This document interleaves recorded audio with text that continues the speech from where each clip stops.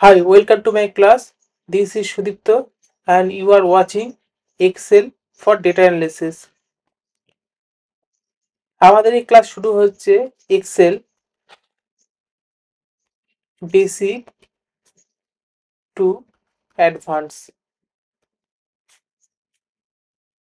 Excel কম বেশি সবাই ইউজ করেছে, বা কেউ একাডেমিক বা প্রফেশনাল লাইফেও কম বেশি এক্সেলের ইউজেস করেছে। কিন্তু অ্যাডভান্স পার্টটাতে আমাদের ক্ল্যারিটিটা নেই। What is the advance part? আমরা অনেককেই বলে থাকি যে আমরা অ্যাডভান্স এক্সেল জানি, কিন্তু রাদার অ্যাডভান্স এক্সেল যেটা বোঝানো হয় Power Query, tax,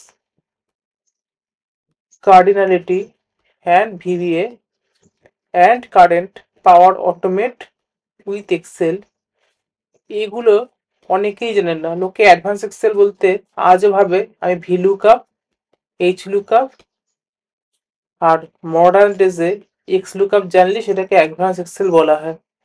the definition advance এক্সেলের সম্পূর্ণ আলাদা। তো ক্লাস শুরু হচ্ছে একদম স্ক্র্যাচ থেকে।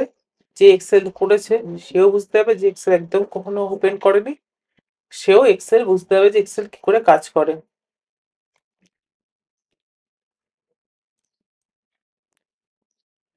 পার্ট ওয়ান, আমরা এক্সেল কিভাবে শিখবো।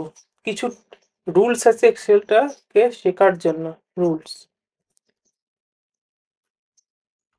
এক, আমাদের টাইপিং স্পিড ইনক্রিজ করতে হবে।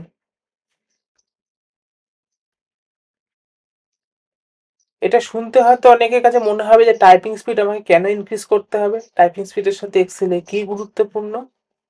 কারণ আমরা যতদিন মাউস ছাড়া এক্সেল ইউজ করা শিখবো না, ততদিন আমরা এক্সেলে একজন প্রো বা এক্সপার্ট হতে পারবো না।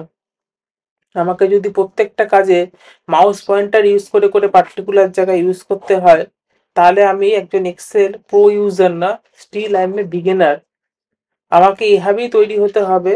একজন ডেটা অ্যানালিস্ট বা ডেটা ইঞ্জিনিয়ার বা বিজনেস অ্যানালিস্টের কাজই হচ্ছে he is very fast. Fast কাজ করতে হবে, তার ব্রেন এবং হাত, যে টাইপিং সবকিছু চলবে একটি সিঙ্ক্রোনাইজ সিস্টেমে। সে হঠাৎ কাজ করতে শুরু করলো, তারপরে সে কাজ স্পিড কমে গেল কারণ সে খুঁজছে। এইভাবে কাজ করলে হবে না। তো ফার্স্ট হচ্ছে টাইপিং স্পিড বাড়াতে হবে। Typing speed 35 WMM minimum.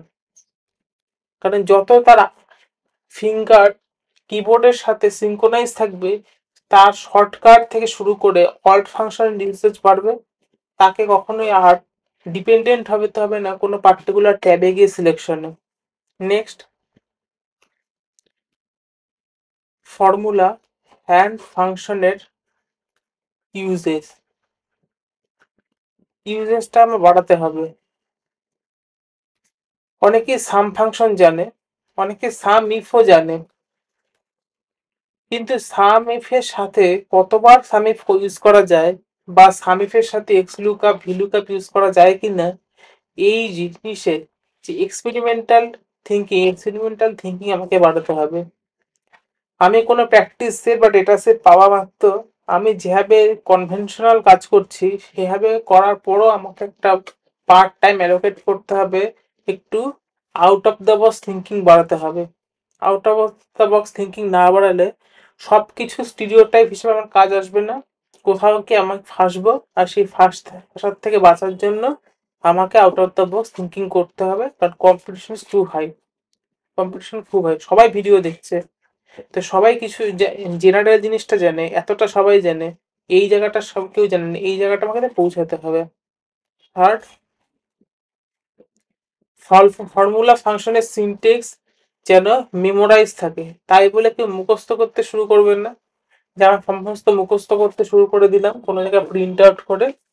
কাজ করতে করতে এতটাই প্র্যাকটিস দরকার যে ভিলুকাপের সিনটেক্স কি, এক্সলুকাপের সিনটেক্স কি, যাতে আমার কাছে পরপর মনে থাকে। কারণ ইন্টারভিউতে এই ধরনের কোশ্চেনও আসে যে এটার পরে কি সিনটেক্স ছিল। তাহলে আমি শুরু করছি একদম বেসিক থেকে। এক্সেল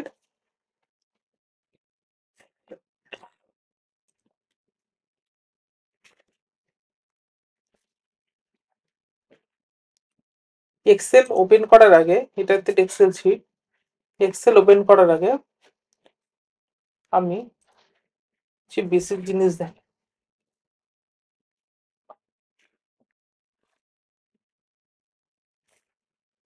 এক্সেলের আগে আমরা ইউজ করতাম, এটা হচ্ছে আইবিএম লোটাস। এক্সেলের আগে ভার্সন ছিল আইবিএম লোটাস, যেটা মাইক্রোসফটের ছিল না, আইবিএম এর ছিল। তো আমাদের এক্সেলই হোক, গুগল শিট হোক, বা অন্য যে কোনো আমাদের ওপেন অফিস হোক, যাই আছে, ওয়ার্ড, মার্কেটে আরো থার্ড পার্টি টুল আছে, সবকিছুর বেস পয়েন্ট হচ্ছে আমার স্প্রেডশিট। আমরা এক্সেল তো একটা টুলের নাম, বা এটা একটা ব্র্যান্ডের নাম বলতে পারি, বাট আমরা কিভাবে চিনি এক্সেলকে? একটা স্প্রেডশিট হিসাবে। স্প্রেডশিট কি? আমরা ছোটবেলায় মাধ্যমিকে বা তার পরবর্তীকালে অনেকে হয়তো গ্রাফ ইউজ করেছে। তো গ্রাফে কি হয়, কিছু কলম থাকে, কিছু রো থাকে, অ্যান্ড কলম অ্যান্ড রো এর ইন্টারসেকশন পয়েন্টকে বলা হয় সেল। সেই গ্রাফেরই থিওরি অনেকটা এক্সেলের ক্ষেত্রে হচ্ছে, যে জিনিস শুরু হয় এক জায়গার থেকে এবং